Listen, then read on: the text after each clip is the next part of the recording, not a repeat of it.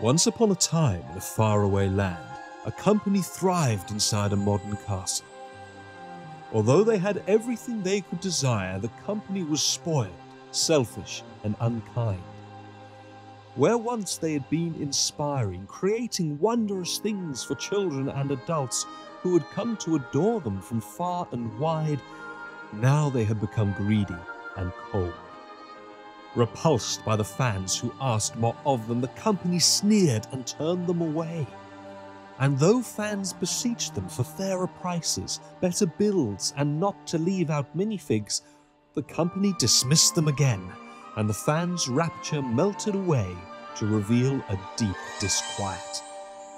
The company would never apologize, and it was too late, for AFOLs had seen there was no longer love within this corporate heart. And so it was, this once great champion became a hideous and powerful beast. Unashamed of this monstrously perceived form, the company concealed themselves deeper within their castle, paying no attention to fans in the outside world. And yet, if they could learn to listen, to love their fans once more and earn back their love in return, then this spell of distrust would be broken. But as the years passed, fans fell into despair and lost all hope. For who among them could ever stand up and speak the truth about this once loved beast? Well, I'm going to do my best. Welcome and thank you for indulging me in that. Hollywood, if you're listening, I'm clearly a superb choice for any narration work. We'll kick off the LEGO sets coming in April, quite obviously, with this Beauty and the Beast's Castle. I mean, if you didn't see that one coming, then you are beyond all hope. This is set 43263, releasing on the 4th of April for the general demographic, but available from the 1st for LEGO insiders. Comes with 10 minifigs and 2,916 pieces, and is priced in at $280 US, 350 Canadian, 450 Australian, 280 euros and 240 British pounds. Now, although it does say that it comes with 10 minifigs, they are of course not all minifigs. There are 5 of those in total, and they are all fairly pretty good. We've had Gaston before in the now retired Villains Icon set, but they do seem to keep re-releasing these from other sets now. We've of course had the evil crone from Snow White, and now we've got Gaston. Maybe that means that we'll be getting other sets in minifigure form relating to Maleficent and Aladdin. Who knows? Fingers crossed, might happen. But we have seen him before. LeFou, Belle's father, Maurice, and of course Belle, who we've also had in minifigure form before. But Beast, we've only had previously as a mini doll. Yes, the head, etc. has been translated over from that. If that bothers some people, I really don't know what else you'd expect. I think it's absolutely fine and great to now have as a minifigure. Okay, but the other ones are not, and I don't have an issue with that either. It's just the fact that it does say that it comes with 10. Be honest, just put 5 there. It's a different number. LEGO, come on. We of course have Mrs. Pot and Chip, along with Cogsworth, Lumiere, and that feather duster. Getting close together again, I see. Ooh la la. Now, as for the castle itself, I personally quite like the colour combinations that are going on here. I know some people are saying that it's not for them, but that is all down to personal taste at the end of the day. It's perhaps a little bit more vibrant in some ways than how we saw in the movie, but I think it's translated across fairly well. I really like the shaping that's going on too. Now, true, it's nowhere near as impressive size-wise as the Disney castle, although both are still open-backed. And bearing in mind that there is, of course, a big price difference in relation to the quite large gap in piece count, I'm not too dissatisfied with this. Of course, I would prefer it to be less. I always do. But around 8 pence per piece in the UK, 9.5 cents in the States, it really isn't too unexpected. I don't think so anyway. Let me know what you think in the comments down below. And on the interior, it's really nicely decorated. You've even got a spinning floor in the ballroom, so you can have Belle and Beast dancing in a tale as old as time. And then there's plenty of other nice features throughout. Of course, the rose that you would expect, the looking glass, and even the picture of Beast that he's clawed of his younger self, although I do notice that this is a sticker rather than a printed tile, and little things like that do annoy me, because although the price, as I've just said, I don't think is too bad for this, I mean, come on, just do a proper printed tile for us on this occasion rather than a sticker. This is, after all, going to be more of a collector's set aimed at AFOLs. Yes, it is a play set too, and I'm sure that many a younger LEGO fan would absolutely adore to have this. But for those of us who are older and also want to have this on display, I do think that those little extra features count. If you are only collecting the sort of fairy tale castles for the sake of doing that, then this might be a little bit out of place. However, if you are going for the nostalgic factor and remember Disney's animation, and of course the live remake, but particularly the animation very fondly, then you are the demographic that they are, of course, aiming for here. You know, cutting back to the colours, I don't feel that this is over the top, as we get quite often, I feel, from Friends sets. Not always, but quite regularly. It just does have the sort of fairy tale vibe that you get from the whole illustration part of the animated version, or the original, I should say, from Disney. And coupled with all the wonderful detailing that is going on throughout this, I have to say, I think they've done a good job. I know it'll be a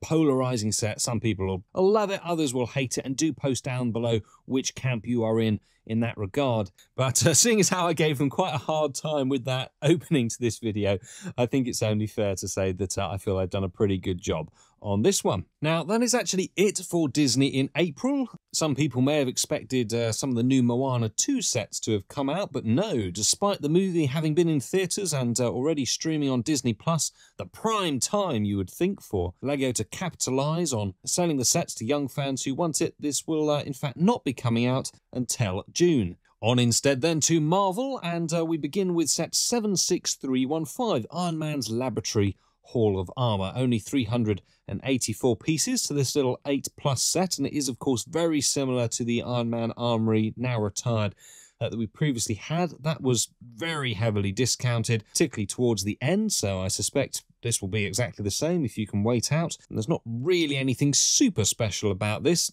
You know, some aspects of it are very nice. I do like all the detailing that they've bothered to put on here, and also a thumbs up for getting the extra minifigures. But what I'm not liking is more the playability relating to this set. They're pitching this at kids, but let's face it, they're also including minifigs that collectors are going to want to have as well. So we're going to have to pick up the set just for that reason, whilst it itself does not really offer much play factor at all. It's very, very small, and I really do not like when they just include tiny little add-ons for the sake of bumping up the piece count that little bit. You know, pricing for this one is £50, which is about 13 pence per piece, or €55, $55 US, which is now over 14 cents per piece, whilst in Australia it's $90 and 70 in Canada. And I do feel that's relating to these minifigs. Very nice printing, good to get. Yes, we're going to want them. That's why they know that they can pitch it at this sort of pricing, because the rest of the build, there's just not enough there for a playset. So I find it wrong again when they price things supposedly as an 8+ set that should get kids enjoying LEGO and into it and, you know, building the next generation of LEGO fans, all that business, and they're pricing it out of the market, making it very difficult for parents to afford. And whether you want to blame the licensing or not, either way you cut it, it is greedy, and I'm tired of pretending otherwise. Hang on a minute. I've never pretended otherwise, and I'm always giving them a hard time about it. Oh well, call me a broken record. Moving on, we come to the Hulk Truck vs. Thanos in 76312. This one a 7+ set with 229 pieces, and I do really like the look of the truck actually. Got nice big wheels on it and some great decoration. Yes, there are stickers because this isn't a 4+ set, it's that little bit older, but some great colour combinations and just a really good fun looking thing actually. Pricing wise, it very much depends on your region. So in the UK, it's £25, which is about 11 pence per piece. Now, considering what some of those pieces are, I don't feel that is too bad. In Europe, it's €30. It's about 13 per piece. But then in the States, $35. We're up to over 15 cents per piece. In Canada, it's $45. In Australia, $50. So it is down to where you live as to the sort of value that you can attach to this. It is a reasonable size though. Definitely think you could have fun, good swooshable set, and a couple of minifigures to play with as well. So again, nice one for kids. And Hulk's monster truck is just about inviting enough for adults to have a sneaky play with it when no one is looking as well. However, it's now time to look at icons and, of course, Lord of the Rings. Now, LEGO has not officially put this onto the website yet. I'm sure they'll probably go and do that tomorrow after I've filmed this, just to be irritating to me, but hey, I am impatient, so I'm just doing this anyway. Now, if you're watching on YouTube, I'm just going to show this image because LEGO themselves leaked it. There are some others which I will share with you in the Rumble version, but I'm not going to do it on YouTube because they keep trying to strike and take things down. So if you want to see the front and back of the box, check out the version of this video that's on Rumble. It's free to watch, link in the description down below. And I'll be able to go into more details on it as well. Pricing for this, it is $270 US. Now, prices in other regions aren't confirmed yet, but it should be $270 as well in Europe, $210 in the UK, there or thereabouts. In Australia, I'd say about $390. And in Canada, $365, $370. It should genuinely be up on LEGO's website in the next few days, so you can go and confirm that, and I'll also update it on my site as well. So you can go in and see all the details there. But after the more display-orientated Rivendell and Barad-dûr, the Shire that we have here is much more of a play set. It's still going to look good on display, but you can actually get in and have some fun with it too.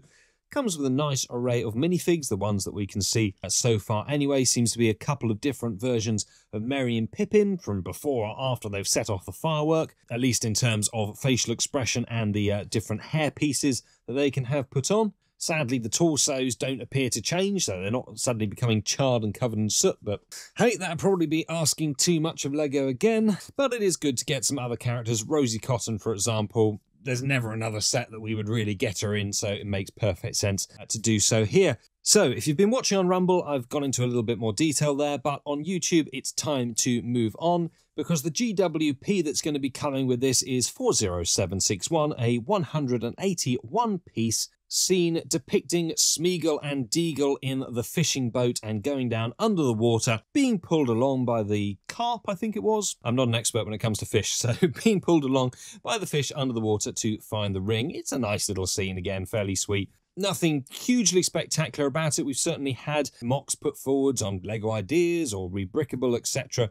of things like this before, so it's not particularly special in that regard, but of course, just as the Fell Beast GWP that came with Barad-dûr was a little bit underwhelming, you still wanted to get it. This is going to be no exception. Numbers are going to be limited, whether that is from genuine fans or scalpers, you know, different conversation altogether. Expect this to sell out pretty quickly, so if you do want a copy, you're going to need to be buying this pretty much day one, really. Certainly within the first couple of days, I would say, before these disappear, be it from LEGO stores physically or online orders as well. Otherwise, it's obviously going to pop up on the secondary market, but at a big inflated price. So, time to move on then to ideas, and the one that we will be getting in April is the River Steamboat. I did originally think that perhaps the minifigure prize machine was going to come in slightly before this, but no, it's the River Steamboat that has made its way on here first. Sorry, switch back to LEGO's site. This is set 21356, 4,090 pieces. It is a bit of a monster from a displayability point of view. It's a big old thing. Now, pricing is pretty reasonable. I mean, yes, there's a lot of small pieces in here, but price per piece around 7 pence in the UK because it is £290. It's $330 US, same in euros, so that's about 8 cents per piece. Alternatively, 430 Canadian dollars or $500 in Australia. Crikey dingo, mate, that's enough to make your sausage sizzle. Now, let's talk about the positives of this first, because there's a pretty big negative. It is a very impressive display piece. There's no denying the level of intricacy that has gone into this is cool, and I love having a steamboat in LEGO. Like, huge thumbs up from me. Really does tick the boxes. I would love to have this on display. It's exactly my sort of thing. It's modularized, of course, so you can open up the different decks, really see inside. There's so much intricacy to this. It's a fantastic design. And naturally, because of its size and its price, it is very much a collector's piece. However, the big issue with this is that although it is minifigure scale, it comes with no minifigures, and I find that intolerable. Yes, of course, you can populate it with your own minifigures if perhaps they're going on a cruise, although you then need to go to the trouble of actually thinking about what minifigure to put in there, because of course how they're dressed and how they look is not necessarily going to complement the style of this, and that then becomes just more difficult and more unenjoyable, I would say, rather than Lego including some. And I'm not talking loads, even though a set like this could, because of its high piece count, actually warrant a large number of minifigs to go in it. And if you read Lego's own description, there's like loads of different rooms that are designed for all the minifigs to act out different roles, and yet they're not there. So we should have definitely had some, certainly a captain, a couple of crew members, and at least, like, if I'm being generous, at least 2 or 3, members of the public who are enjoying the cruise. And quite frankly, it should be more than that. I mean, that is base minimum. So this needed to have come with 5 to 6 minifigs at a minimum, and they should have been quality minifigs that were done specifically for this. And I just find it so irritating and lazy, and again greedy, to be frank, that they are producing a set like this and not doing it. Now, I know that the Lego Ideas submission that this is based off of naturally didn't have minifigs with it, and that's perfectly understandable at a submission phase, but come on, you're doing a minifig scale Steamboat, it needed to have them included. And yes, the argument against that is this is more of a collector's display piece. They don't need to have minifigures, and we only need to look at some of the other ships that Lego have brought out, but then they aren't in minifigure scale. This is specifically minifigure scale, and Lego specifically in the product details go through listing and explaining all the different things that your minifigs can be doing in this very well appointed Steamboat throughout. So come on, you should have, at a minimum, had 5 or 6 in there, because then people could choose not to display them or to put them in other sets if that's what they wanted. But no, the way that they've done it means that you don't have that option. You just have to go and try and populate it in the way that you want, which is more time and expense and just irritation. It's such a shame, because actually this brilliant model looks a bit lifeless without it. Minifigs do bring so much soul and character to a build and tell the story. That's the whole point of it. And I have noticed more and more with sets now, Lego are seeming to not bother to tell the story with the minifigs, almost just chucked in there for the sake of it. They're not really done so well. And so, yeah, to now get to the stage where they're just being completely left out really is a shame. Coming with this set is a certain gift with purchase. Now, unlike the Lord of the Rings gift with purchase, I don't really think that you need to worry about this selling out any time particularly soon. Again, it's just lazy. I mean, okay, they couldn't really have gone and included a minifig in this one after not doing it in the main set, fair enough, but this looks so dull and boring. Or do you think differently? Let me know in the comments down below, but just look at this for a second. The colours don't even match in with the Steamboat. There's no parity there. It's not really complementing anything. It's not like there's a big pier or a dock to go with it. There's just this tiny little ticket booth that's then going to be plonked alongside this. I can't even remember them putting it in the marketing image, actually. I don't think there was one, was there, of it next to it? No. Probably because it would actually look really stupid and out of place. So this just doesn't feel necessary at all. They've just done it for the sake of it, quite frankly, as a marketing ploy, but there doesn't feel like there's really any effort that's gone into this. It looks bland. They should have just absolutely scrapped that and put it towards at least 1 or 2 minifigs instead. But hey-ho, that is the only blot, albeit a fairly big blot in my opinion, upon what is otherwise a very nice looking set. And all credit to the fan designer, because absolutely tip-top job, super intricately detailed. There will still be lots of people who want to get this. It's just a shame that Lego themselves couldn't have got on board and helped to elevate this that little bit more. Now, I do still think that there might be another set from Lego Ideas coming along, also as an insider's gift, one where you can redeem points rather than actually buying, but check out the separate video I did on that for the Lego Ideas sets coming this year. Otherwise, that is it for April. There's not many, but to be fair, some interesting propositions, especially for collectors, from Beauty and the Beast through to questionably priced sets for supposedly younger Lego fans in the Marvel range. Of course, the big one that most of us will be after, Lord of the Rings: The Shire, and of course the River Steamboat. So thank you for watching. Comment down below on what you'll be buying. Please like and subscribe, as that helps, and check out one of these 2 videos next. I look forward to seeing you on the next one.